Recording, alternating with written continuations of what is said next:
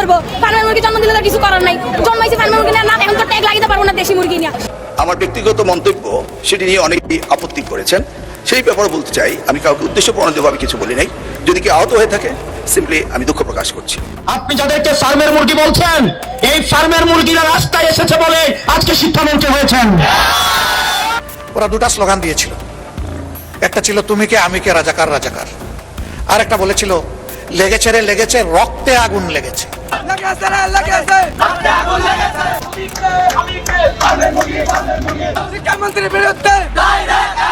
আমাদের last ultimatum 10টা পর্যন্ত। উনি যদি আমাদের দাবি না মানে তাহলে আমাদের এই কর্মসূচি আরো যতদিন পারে যাবে। প্রিয় দর্শক, অবশেষে শিক্ষামন্ত্রীর পদত্যাগ বাঁচাতে পারলেন না নিজেকে আর নিজের গদিকে। একটি মাত্র বিতর্কিত বক্তব্য দিয়ে মাইন্ডকার চিপায় পড়ে মহা বিপদে বর্তমান সরকারের শিক্ষা এবং প্রাথমিক ও গণশিক্ষা মন্ত্রী ডক্টর আনামা এহসানুল হক মিলন। ছাত্র জনতার তুমুল ক্ষোভ আর তীব্র আন্দোলনের মুখে কেঁপে উঠেছে তার মন্ত্রিত্বের গদি। তবে এই আন্দোলনের পিছনে লুকিয়ে আছে বিশাল এক রাজনৈতিক চক্রান্ত। দর্শক, দেশের রাজনৈতিক অঙ্গনে এখন এক চরম তোলপাড়। প্রধানমন্ত্রী তারেক রহমানের একটি বিশেষ জরুরি বৈঠক এবং তার পরবর্তী রাজনৈতিক গুঞ্জন এখন টপ অব দ্য নেশন।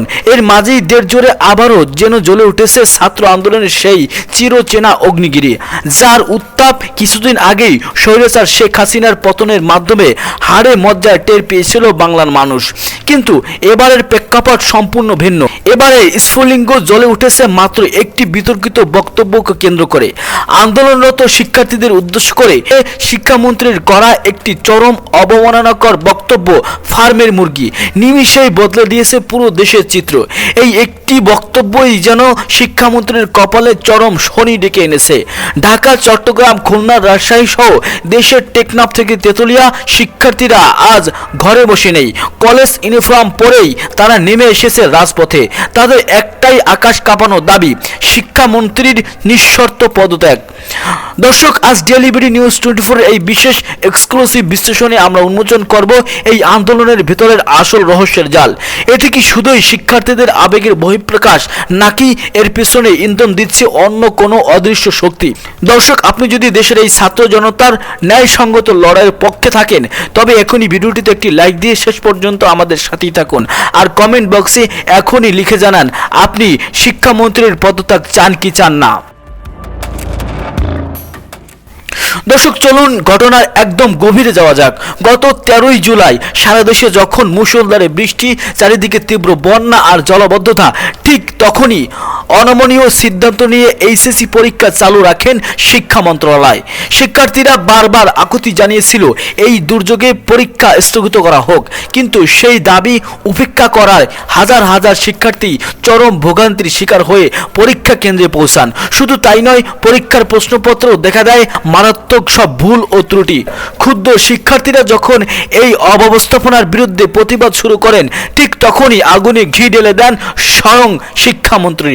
একটি ফাঁস হওয়া ফোনালাপে পরীক্ষার্থীদের উদ্দেশ্য করে তার করা বক্তব্য সামাজিক যোগাযোগ মাধ্যমে ভাইরাল হয়ে যায়। তিনি শিক্ষার্থীদের ব্যঙ্গ করে বলেন, বর্তমানের শিক্ষার্থীরা নাকি ফার্মের মুরগি। ব্যাস, এই একটি অবমাননাকর শব্দে যেন বাংলার ছাত্র সমাজের আত্মসম্মানে চরম আঘাত হানে। যে ছাত্ররা স্বৈরাচারী শাসনকে উপড়ে ফেলতে পারে, তাদের ফার্মের মুরগি বলে সম্বোধন করার সাহস কিভাবে করলেন একজন মন্ত্রী? এরপর তিনি সারা দেশের রাজপথ রূপ নেয় এক অগ্নিগর্ভ রণক্ষেত্রে। ঢাকা বিশ্ববিদ্যালয়ের নীলক্ষেত, শাহবাগ থেকে শুরু করে চট্টগ্রামের শিক্ষা বোর্ডের সামনে শিক্ষার্থীরা শুরু করেন প্রতীকী গায়েবানা জানাজা ও ভাইকিং স্টাইলে স্লোগান। সাভারে ঢাকা আরিচা মহাসড়ক কিংবা নারায়ণগঞ্জের চাষাড়া, সব জায়গায় শিক্ষার্থীরা একটাই হুঙ্কার দিচ্ছেন, পরীক্ষার নামে প্রহসন চলবে না, শিক্ষার্থীদের অবমাননাকারী মন্ত্রীর গদিতে থাকার অধিকার নেই। কিন্তু দর্শক, প্রশ্ন এখানেই, এই আন্দোলন কি শুধুই একটি সাধারণ বক্তব্যের উপর দাঁড়িয়ে আছে, নাকি এর পেছনে লুকিয়ে আছে কোনো গভীর রাজনৈতিক রহস্য? অর্থাৎ কেন এই একটি ইস্যুকে কেন্দ্র করে পুরো দেশ এভাবে উত্তাল হয়ে গেল? পর্দার আড়ালে কারা ইন্ধন দিচ্ছে? নির্ভরযোগ্য সূত্র বলছে, শিক্ষার্থীদের এই ক্ষোভের তীব্রতা আঁচ করতে পেরে খোদ প্রধানমন্ত্রী তারেক রহমান জাতীয় সংসদ ভবনে শিক্ষামন্ত্রী ডক্টর আনামা এহসানুল হক মিলনকে এক জরুরি বৈঠকে তলব করেন। সরকার সরকারের উচ্চ মহলে গুঞ্জন প্রধানমন্ত্রী নিজেই শিক্ষামন্ত্রীর এই দায়িত্ব জ্ঞানহীন বক্তব্যে চরম ক্ষুব্ধ হয়েছেন। দেশের নতুন রাজনৈতিক পরিস্থিতিতে ছাত্র জনতাকে কোনোভাবেই চটানো যাবে না, এই কঠোর বার্তা মন্ত্রীকে দেওয়া হয়েছে। এমনকি সংসদে দাঁড়িয়ে শিক্ষামন্ত্রীকে তার বক্তব্যের জন্য আনুষ্ঠানিকভাবে দুঃখ প্রকাশ করতে বাধ্য করা হয়েছে। কিন্তু প্রশ্ন হলো, এই দুঃখ প্রকাশ কি ছাত্র জনতার ক্ষোভ শান্ত করতে পেরেছে, নাকি মন্ত্রীর পদত্যাগ এখন সময়ের ব্যাপার মাত্র?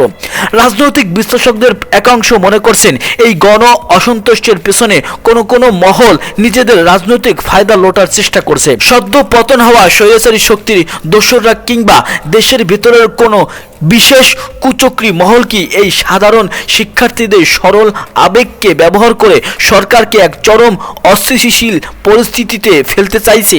পরীক্ষা কেন্দ্রের অব্যবস্থাপনা এবং প্রশ্নপত্রের ভুল কি কোনো সুদূর প্রসারী পরিকল্পনার অংশ ছিল, যা দিয়ে মন্ত্রীকে ফাঁদে ফেলা যায়?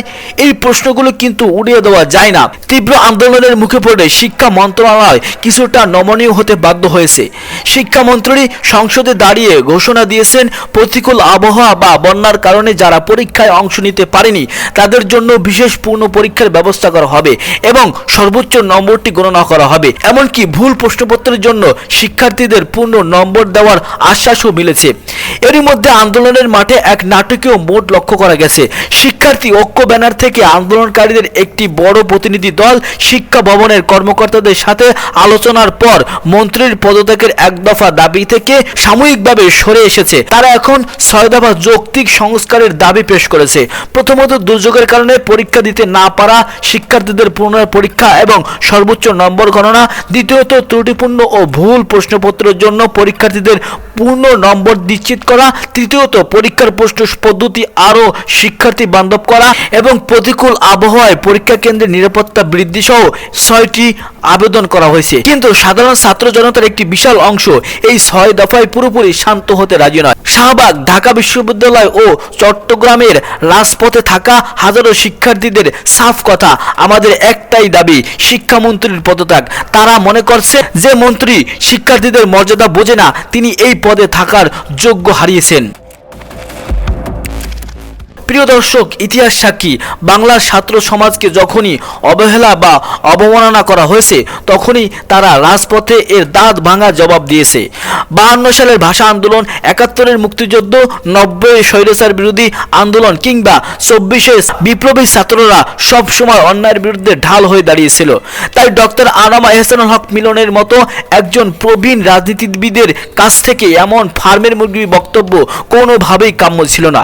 এখন দেখা যাক সরকারের এই আশ্বাসের পর শিক্ষার্থীরা রাজপথ ছেড়ে ক্লাসে ফিরে যায়, নাকি শিক্ষামন্ত্রীর পদত্যাগের দাবিতে আন্দোলন আরো তীব্র রূপ নেয়। এই আন্দোলনের পেছনে রাজনৈতিক রহস্য যাই হোক না কেন, শিক্ষার্থীদের মৌলিক ও যৌক্তিক দাবিগুলো পূরণ হওয়া এখন সবচেয়ে জরুরি।